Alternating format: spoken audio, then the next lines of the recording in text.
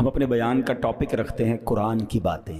قرآن کی کچھ آیتیں ہوتی ہیں، ہم اس کو سمجھنے کی کوشش کرتے ہیں اور اس سے ملنے والا میسج لیتے ہیں۔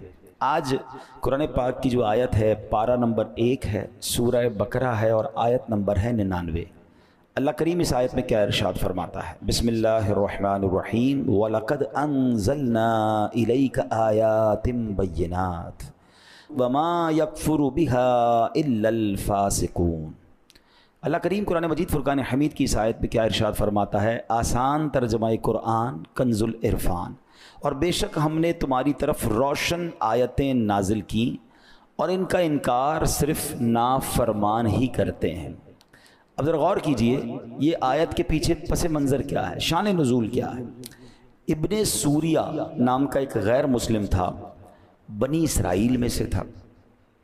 حضرت عبداللہ ابن عباس رضی اللہ تعالیٰ عنہما فرماتے ہیں کہ ایک دن ابن سوریہ نبی پاک علیہ السلام کے سامنے بڑی جرت اور جسارت کرتے ہوئے، بدتمیزی کرتے ہوئے کہتا ہے، اے محمد صلی اللہ تعالیٰ علیہ وسلم، آپ کوئی ایسی چیز نہیں لائے جسے ہم پہچانتے ہو، اللہ پاک نے آپ پر کوئی واضح نشانی نہیں اتاری۔ اس بدبخت کے جواب میں اللہ کریم نے آیت کریمہ نازل فرمائی۔ کیا آیت ہے جو ابھی ہم نے سنی؟ وَلَقَدْ أَنزَلْنَا إِلَيْكَ آيَاتٍ بَيِّنَاتٍ وَمَا يَكْفُرُ بِهَا إِلَّا الْفَاسِقُونَ، اور بے شک ہم نے تمہاری طرف روشن آیتیں نازل کی اور ان کا انکار صرف نافرمان ہی کرتے ہیں۔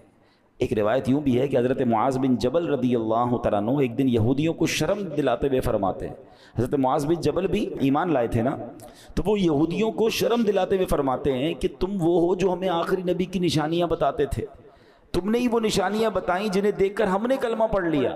جب پیارے آقا تشریف لائے، تم نے جو نشانیاں بتائیں وہ ہم نے ان میں دیکھی، ہم نے کلمہ پڑھ لیا، مگر تم کلمہ کیوں نہیں پڑھتے؟ اللہ اکبر۔